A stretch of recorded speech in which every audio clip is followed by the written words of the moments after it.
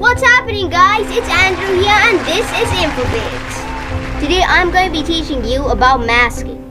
We're talking about image masking from the utility tab. It can be used for erasing objects from an image or video, making a thought bubble from media. It's just about making anything you want. Let's get into it, guys.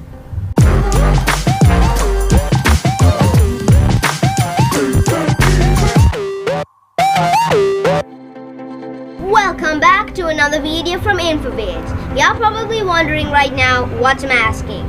Masking is a feature contained in editing software that allows you to select a specific piece of a video or use overlays to hide, duplicate or reveal and modify your footage.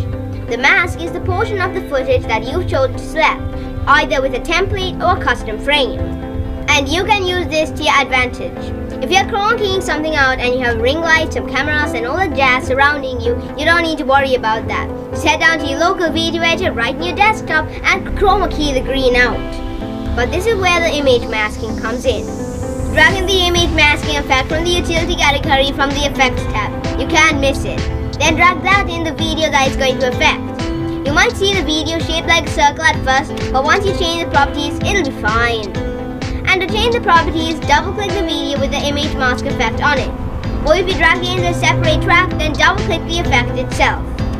The first modifier is the shape of the image mask. You'll be able to change the shape of the mask where you can select anything from circular to rectangular for your mask in the video effects tab. Even a heart shape would do. But we are focusing on removing the studio tools in the background when chroma keying. I'll select this shape, then change the size and position. There, we've got our perfect chroma key. Do know that you should not walk out the frame. I repeat, do not walk out the frame, or else it'll end up like this. That's weird. That's really weird. By the way, another alternative to image masking is of course the crop effect.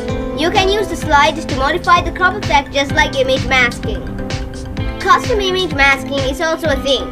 I've loaded up my video here and I've got a photo editor open. To make your own custom mask, follow these steps.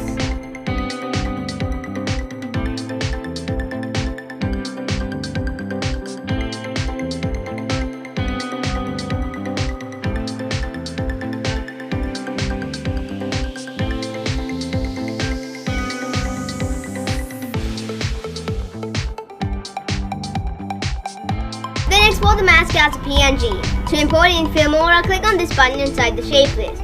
Once you import that, its thumbnail will show up and you'll be able to use it. Now, as I said, I'm going to teach you how to erase objects. Pretty exciting, right? We're going to be using image masking for this as well. You can use a PNG or a video.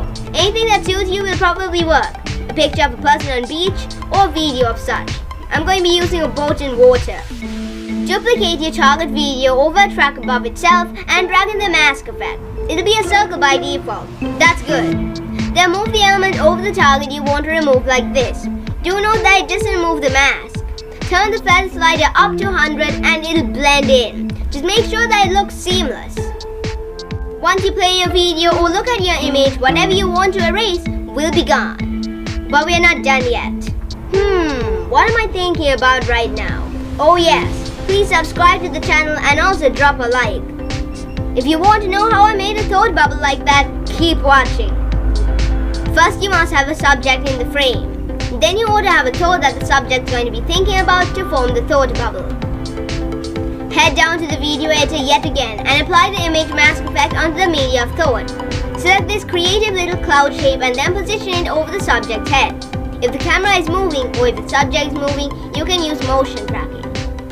Thank you for taking your time to watch this video.